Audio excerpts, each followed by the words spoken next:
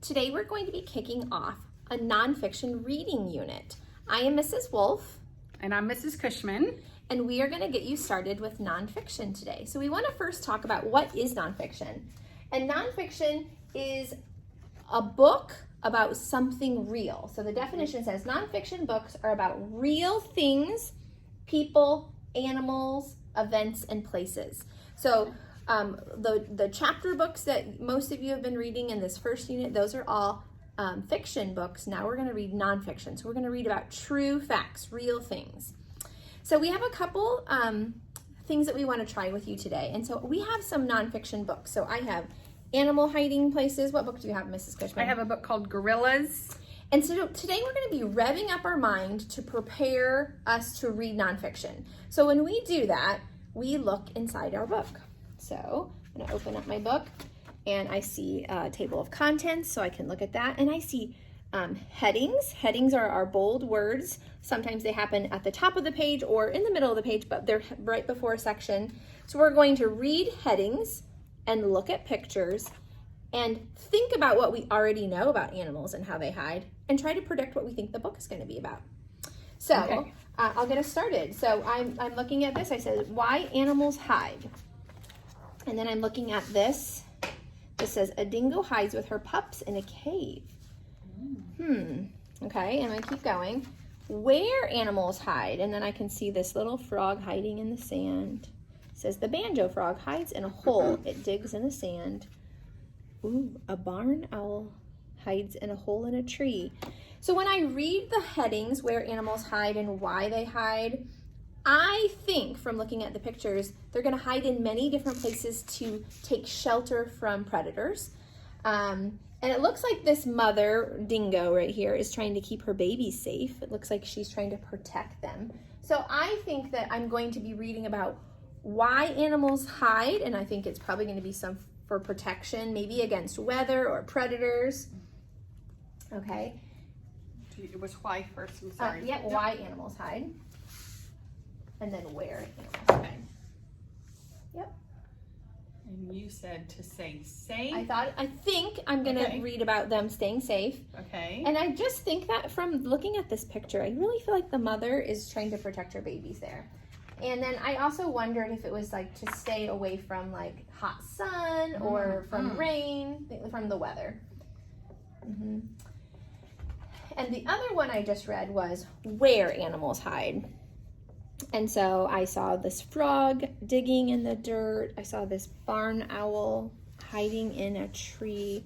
And this is an Australian wombat, and he hides in a hole he digs in the ground. So I think animals hide in places that work for them, because I don't think a frog would go hide in a tree. It wouldn't really get up there unless it was a tree frog. I'm not sure if wombats can climb trees, so I don't think they're going to all hide in the same kinds of places. But I think that they're going to hide in places that really work for them. Okay, so you can see that Mrs. Cushman wrote my headings, why animals hide and where animals hide. And then she wrote down my predictions.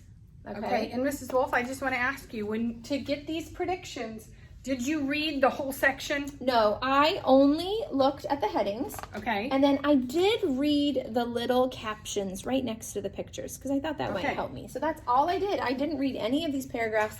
And, you know, it's possible that I'm wrong. It's possible that my prediction is way off.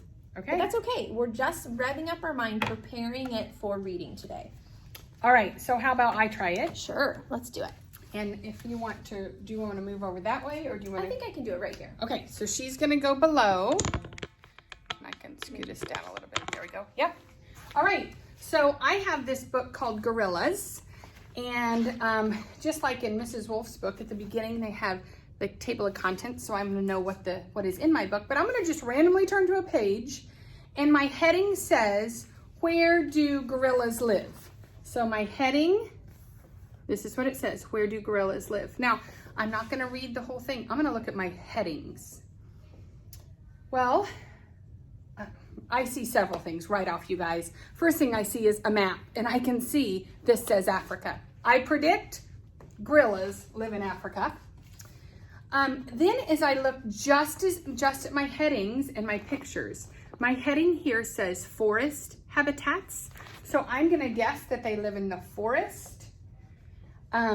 Here is lowlands, and I have a picture of gorillas, and you can tell it's lowlands or some water, grassy area. And then I'm gonna turn the page, and it says mountains. It says mountains, gorillas. So just by predicting, looking at my heading, I'm gonna say, if I read these pages, I'm gonna learn more about where gorillas live. Okay, so what we want you to do today is we want you to find a nonfiction book. You might have some nonfiction books with you at home, or you can look on Epic. Find your nonfiction book, and then we want you to rev up your mind for reading it. So we want you to, if I just grabbed this book called Snakes, let's look at this. Oh, there's a table of contents. Again, a nonfiction book is gonna have all kinds of things that a fiction book isn't going to have. And then I'm gonna look at some headings, I'm gonna look at the pictures, and I'm going to do exactly what Mrs. Cushman and I just did. We did 3 examples with you. We'd love it if you could put 3 examples in your notebook, just like we did. So you'll write your heading, and you'll write what you think it's gonna be about. Write your heading, write what you think it's gonna be about, okay? We're looking forward to seeing what you post.